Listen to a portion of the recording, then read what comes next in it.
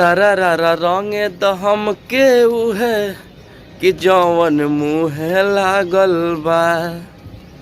तो जी हाँ दोस्तों, खेसारी लाल यादव का एक गाना आया है जिस सॉन्ग का नाम है मुँह लागल बा, और वेब म्यूजिक पर इस गाना को रिलीज कर दिया गया है। तो आप लोग जाइए, उस गाना को ढेर सारे प्यार दुलार दीजिए। और ये गाना एकदम प्योर टाइप का है, और इसका जो म्यूजिक और गाना एक साथ मिल रहा, सॉरी क्या बोलते नहीं पता उतना, लेकिन जो भी है लाइन पंच लाइन मिल रहा म्यूजिक के साथ, तो गाना सुपर हिट तो होने ही वाला है। और इसमें राधा रावत एक नया सिंगर आई है बेचारी। खेसारी लाल यादव ही एक ऐसे सिंगर है जो अपने से छोटे को रिस्पेक्ट भी देते हैं और क्या बोलता है आगे का रास्ता भी दिखाते हैं। और इस सॉन्ग को अजय बच्चन ने लिखा है। तो आप गाना को अगर सुन लिए तो प्लीज़ कमेंट करके लाइक शेयर जरूर मारिएगा एकदम दबा के।